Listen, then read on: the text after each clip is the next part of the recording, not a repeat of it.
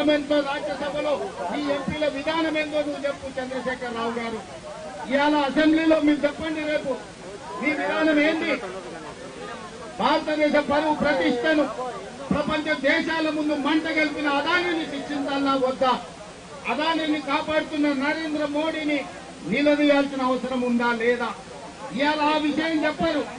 ఇవాళ ఒక సమస్య మీద తెలంగాణ రాష్ట్ర ముఖ్యమంత్రిగా ఉన్న నిరసన కార్యక్రమంలో పాల్గొన్న మమ్మల్ని కాంగ్రెస్ పార్టీని అవహేళన చేసే ప్రయత్నం చేస్తుండ్రు.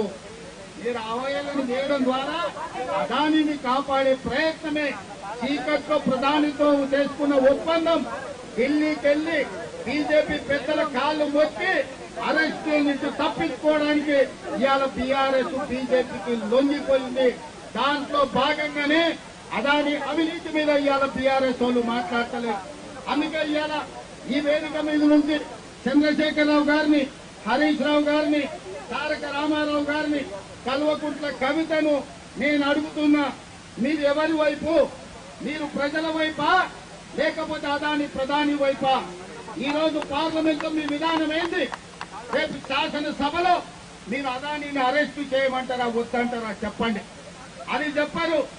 ఎందుకంటే అదానికి వ్యతిరేకంగా మాట్లాడితే నరేంద్ర మోడీ ప్రధాని వీళ్ళని జైల్లో వెళ్తాడనే భయంతో ఈ రోజు బీఆర్ఎస్ వాళ్ళు లొంగిపోయినరు. అందుకే మీకు నైతిక హక్కు లేదు. అదాని ప్రధాని బీఆర్ఎస్ తోని కలిసి ఈ రోజు కాంగ్రెస్ పార్టీ చేస్తున్న నిరసనలను ఇవాళ ఏదో రకంగా వంకబెట్టి విమర్శించే ప్రయత్నం చేస్తున్నారు. మమ్మల్ని విమర్శించడం కాదు, అమెరికా దేశం ముందు దేశ పరువు తీసిన అదాని మీద జేపీ చేయాలనే డిమాండ్ పెట్టండి. చంద్రశేఖరరావు గారు రేపు ఉదయం లోపల ఈ పార్టీ విధానం చెప్పు. రాజ్యసభలో నీకు ఎంపీలు ఉన్నారు కదా, మీ రాజ్యసభ ఎంపీలు రాజ్యసభలో మీ విధానాన్ని ప్రకటించాలి. మీ పార్లమెంట్ సభ్యులతోని రాజ్యసభ చైర్మన్ కు లెటర్ రాయండి. మీరు ఏమడుగుతున్నారు? ఇవాళ జరిగిన అవినీతి మీద విచారణ జరగాలనా లేదా? ఏపీసీ వేయాలనా లేదా? నువ్వు ఎవరి వైపు నువ్వు ప్రజలకు చెప్పాలి. తెలంగాణ సమాజానికి కూడా నేను విజ్ఞప్తి చేస్తున్నా, నరేంద్ర మోడీ, కేసీఆర్ వేరు కాదు. వాళ్ళిద్దరు నాణానికి బొమ్మ బొర్సు లాంటి వాళ్ళు.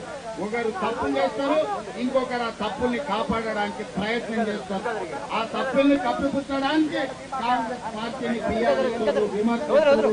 మీరు ట్విట్టర్ లో ఈ కార్యక్రమం కంటే మీరు రాని ఈ చర్చ డిమాండ్ చేయమని అసెంబ్లీలో చర్చకు అవకాశం ఇప్పిస్తాం మేము స్పీకర్ గారిని అడిగి. టీఆర్ఎస్ వాళ్ళకి చిత్తశుద్ధి ఉంటే అదాని అవినీతి మీద అమెరికాలో ఫారెన్ కరప్షన్ ప్రాక్టీస్ యాక్ట్ కింద ఏవైతే కేసులు అయినాయో టీఆర్ఎస్ వాళ్ళు డిమాండ్ చేస్తే